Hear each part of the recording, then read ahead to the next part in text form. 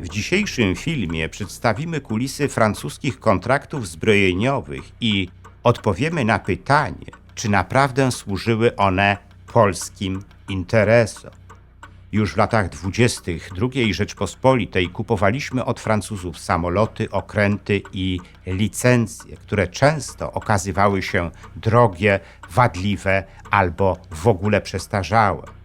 Wokół tych kontraktów zawsze pojawiały się oskarżenia o polityczne układy, korupcję i gigantyczne straty naszego państwa. Warto poznać tę niezupełnie znaną historię, bo powinna być dla nas ona nauczycielką życia. Jeśli spodoba się Wam ten film, udostępnijcie go znajomym, dajcie łapkę w górę, kliknijcie subskrybuj, a także wesprzyjcie kanał Zakazane Historie, za co z góry dziękuję. Złotymi patronami kanału są pan Andrzej Maciejewski z Alaski, pan Patryk Krupiński z Luksemburga oraz Centurion Finance Asi spółka akcyjna.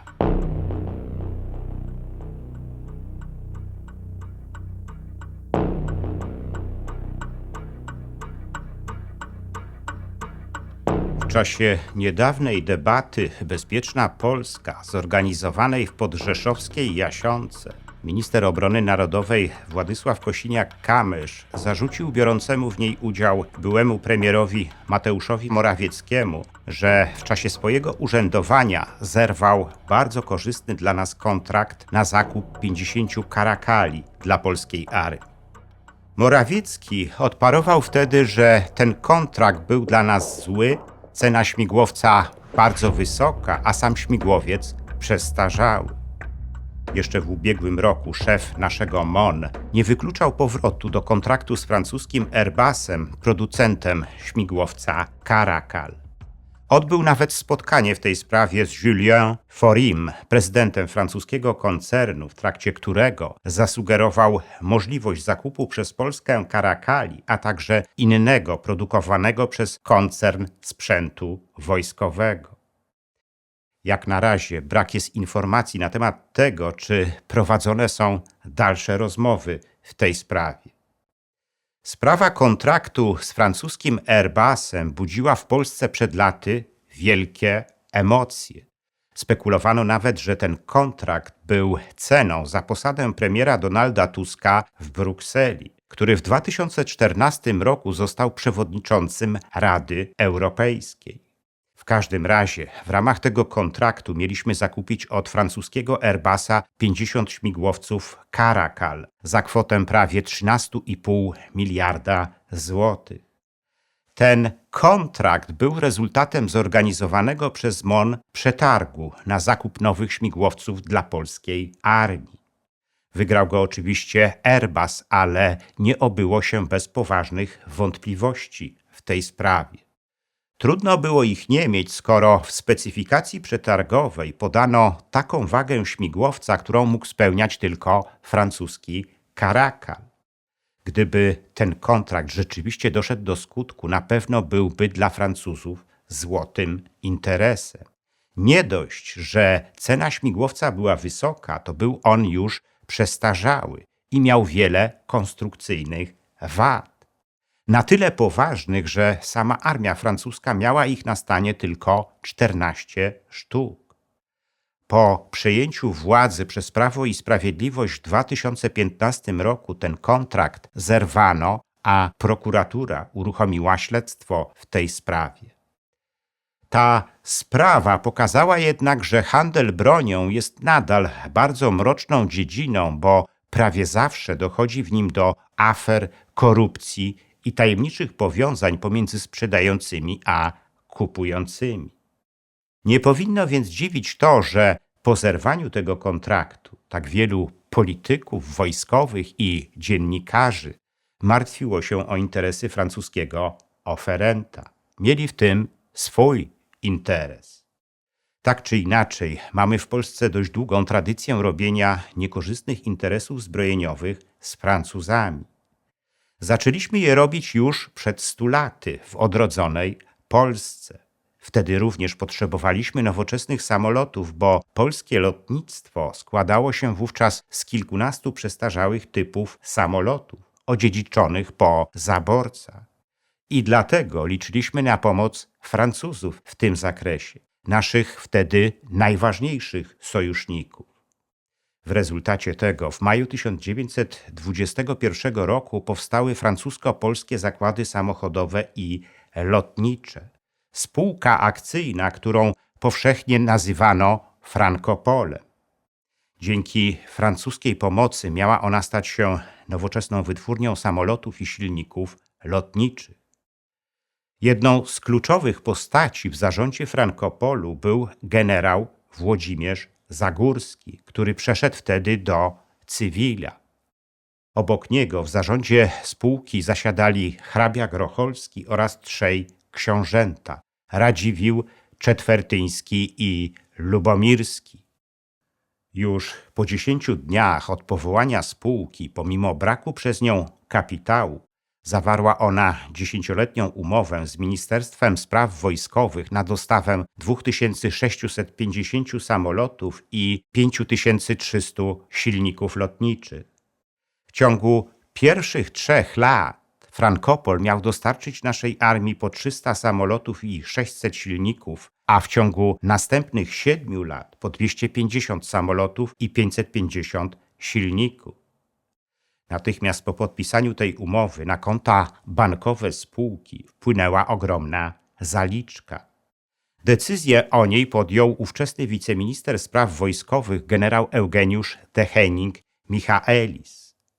2 lata później przeszedł on do cywila i od razu znalazł posadę w zarządzie Francopolu, zastępując w nim generała Zagórskiego. Ten ostatni powrócił do służby czynnej i objął stanowisko szefa Departamentu Przemysłu Wojennego Ministerstwa Spraw Wojskowych, a więc kogoś, kto był partnerem Francopolu. Nie mogło więc dziwić, że spółka otrzymała kolejne zaliczki na swoje konta. Tyle tylko, że Francopol miał dopiero wybudować swoją fabrykę, która miała ten sprzęt produkować. W lecie 1922 roku Francja udzieliła Polsce pożyczki na rozwój naszego lotnictwa wojskowego. Ale warunkiem tej pożyczki był zakup samolotów bezpośrednio we Francji. Francuzi wymogli również, aby obowiązki dowódcy polskiego lotnictwa przejął generał François Lévesque z francuskiej misji wojskowej w Warszawie. Ten ostatni już jako szef Departamentu IV Żeglugi Powietrznej Ministerstwa Spraw Wojskowych od razu zakupił we Francji 220 samolotów i 500 silników. Lévesque został jednak niebawem zdymisjonowany, a jego miejsce zajął wspomniany generał Zagórski. Ten ostatni na polecenie ministra spraw wojskowych generała Władysława Sikorskiego zaczął forsować plan rozbudowy lotnictwa w oparciu o zakupy we Francji i zakupy we Francopolu. Dotychczasowa umowa z Francopolem została więc zmodyfikowana i miała ostatecznie objąć 500 samolotów i 2700 silników. Negocjacje w tej sprawie prowadził oczywiście sam generał Zagórski. Złośliwi śmiali się wtedy, że Zagórski tak naprawdę negocjuje umowę sam ze sobą. Zagórski zdecydował się na zakup francuskich samolotów myśliwskich typu SPAT-61 z jednoczesnym nabyciem prawa do ich licencji. Dzięki temu miały być one produkowane również we Francopolu. Problem był tylko taki, że tego samolotu nie chciała nawet sama armia francuska, ponieważ miał wiele konstrukcyjnych wad. Francuzi postanowili więc sprzedać go stronie polskiej. I tak rzeczywiście się stało. W końcu lat 20. otrzymaliśmy z Francji 300 sztuk tej maszyny. Kolejne 30 sztuk zostało skleconych z przywiezionych z Francji części we Francopolu. Polska armia otrzymała więc łącznie 330 spadów 61. Szybko jednak okazało się, że te samoloty są tak niedopracowane, że tracą nawet w czasie lotu swoje skrzydła. Nic dziwnego, że przez polskich lotników zostały one okrzyknięte latającymi trumnami. Gdy w listopadzie 1925 roku generał Sikorski przestał być ministrem spraw wojskowych, jego następca, generał Lucjan Żeligowski, zwolnił generała Zagórskiego z kierowania Departamentem Żeglugi Powietrznej. Żeligowski zrobił to dlatego, że wokół Frankopolu wybuchła wtedy potężna afera, a on sam nie chciał ponosić za nią odpowiedzialności. W rezultacie tej afery w marcu 1926 roku powołano specjalną komisję sejmową do jej zbadania. Członkowie tej komisji uznali, że umowy pomiędzy Ministerstwem Spraw Wojskowych a Frankopolem były skandaliczne, ale nie ma już możliwości odzyskania wyłożonych przez Skarb Państwa pieniędzy. Komisja stwierdziła również wiele uchybień związanych z budową zakładów Frankopolu na Okęciu. Podkreśliła także, że spółka przez 5 lat swojej działalności nie wyprodukowała ani jednego samolotu i ani jednego silnika. W rezultacie ustaleń sejmowej komisji została ona rozwiązana, a majątek przejął Skarb Państwa na poczet zadłużenia spółki. Szefostwo Prokuratury Wojskowej zawnioskowało również o wszczęcie śledztwa przeciwko generałowi Zagórskiemu, ale 6 sierpnia 1927 roku Zagórski nieoczekiwanie zniknął. Według późniejszych plotek miał zostać porwany przez ludzi Piłsudskiego, a następnie przez nich zamordowany. Powodem tego miała być jego wiedza o agenturalnej przeszłości marszałka Piłsudskiego. Czy tak rzeczywiście było, tego się już nie dowiemy. Ale równie możliwym powodem śmierci generała Zagórskiego mogła być sprawa Frankopolu, która mogłaby pociągnąć wielu wojskowych na dno. Tego również nie możemy wykluczyć. Afera Frankopolu nie była jedyną aferą, do jakiej doszło w związku z zakupami uzbrojenia od Francuzów. Do kolejnej takiej afery doszło, gdy postanowiliśmy kupić od nich okręty dla naszej marynarki wojennej. Ministerstwo Spraw Wojskowych powołało wtedy kolejną komisję, która założyła, że kupimy 9 okrętów podwodnych od Francuzów. Komisja ta od razu odrzuciła oferty brytyjskie i włoskie, pozostawiając na stole tylko ofertę francuską.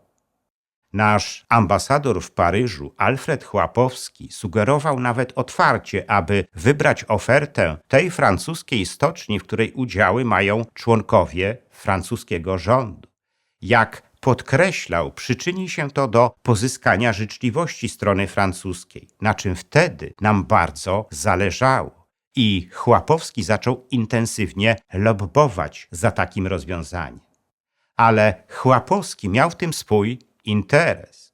Otóż Francuzi obiecali mu pożyczkę dla mającego kłopoty Banku Cukrownictwa, którego Chłapowski był wcześniej prezesem. W rezultacie tego w 1926 roku złożyliśmy stronie francuskiej zamówienie na zbudowanie 2 niszczycieli i 3 okrętów podwodnych. Francuzi mieli je nam dostarczyć w ciągu 4 lat, czyli do końca roku 1930. Ale budowa okrętów się przedłużała. Doszło też do sporu pomiędzy stronami w związku z marną jakością materiałów używanych do budowy okrętów. Trzeba było więc zdać się na międzynarodowy arbitraż w tej sprawie, który przyznał rację stronie polskiej. Ostatecznie otrzymaliśmy bardzo awaryjne okręty i o nie najlepszych parametrach technicznych. W 1932 roku polska marynarka wojenna uzyskała akceptację marszałka Piłsudskiego na dalszą rozbudowę swojej floty.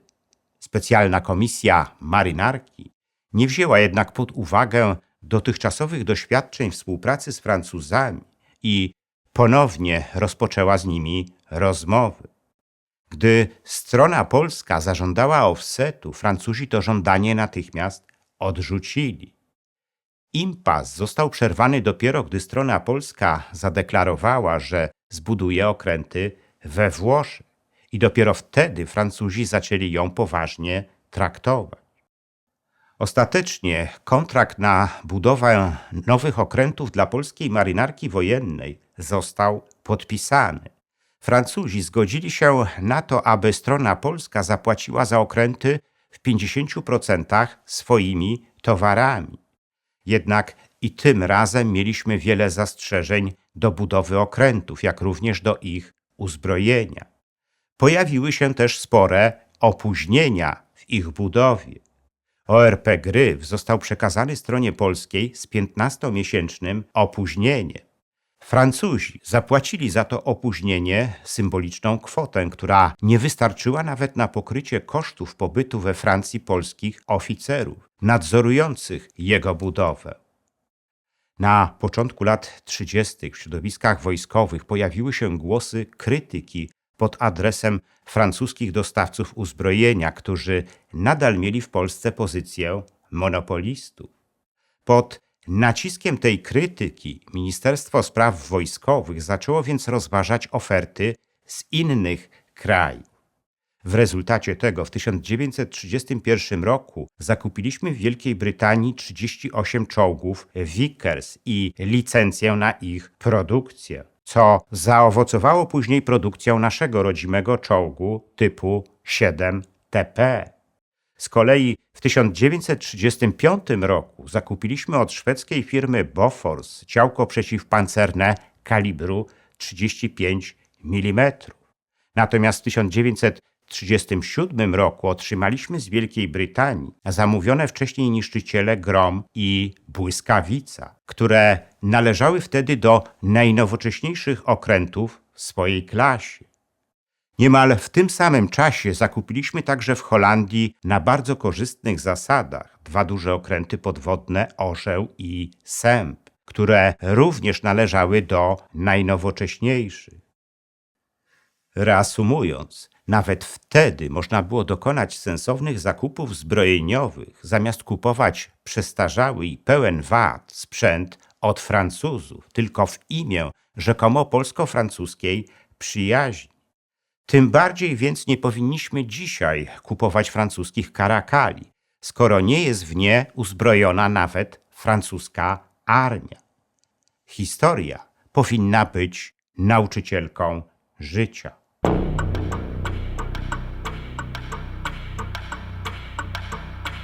Zakazana historia Sowietów to druga moja książka w serii wydawnictwa Fronda, którą warto przeczytać.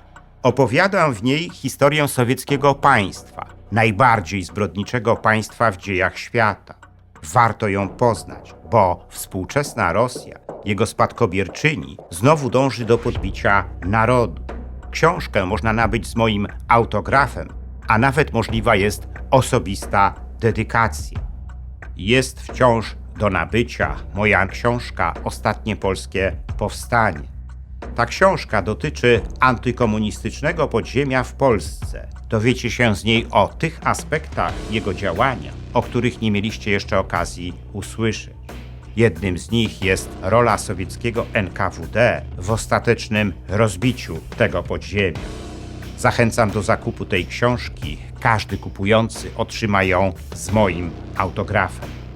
Dziękuję za liczne komentarze filmów na kanale Zakazane Historie i wpłaty. W sposób szczególny chciałbym podziękować złotym patronom, którymi są pan Andrzej Maciejewski z Alaski, pan Patryk Krupiński z Luksemburga i Centurion Finance Asi spółka akcyjna, a także srebrnym patronom, wśród których są pani Anna Zawadzka oraz panowie Dariusz Kwoka, Dariusz Wietrzykowski, Arkadiusz Strykowski, Bartosz Filip Cichy, Sebastian Nastarowicz, Zbigniew Foryś oraz Kongres Polonii Kanadyjskiej z okręgu Toronto, Stowarzyszenie Nasza Polonia z Australii i firma informatyczna Sagitum S.A. Dziękuję również pozostałym patronom, gdyż każda kwota wsparcia jest dla mnie ważna. Zachęcam wszystkich do wspierania kanału Zakazane Historie, co pozwoli na jego dalszy rozwój. Teraz można to zrobić nie tylko przez Patronite. Szczególnie dla patronów zagranicznych przydatne są możliwości bezpośredniego wsparcia na YouTubie w formie jednorazowej wpłaty klikając podziękuj, a także cyklicznych wpłat klikając wesprzyj na dole ekranu. Wpłat można też dokonywać przez PayPal oraz bezpośrednio na moje konto bankowe, którego numer widzicie teraz na ekranie. Więcej informacji na temat wspierania kanału na różne sposoby znajdziecie w opisie pod filmem.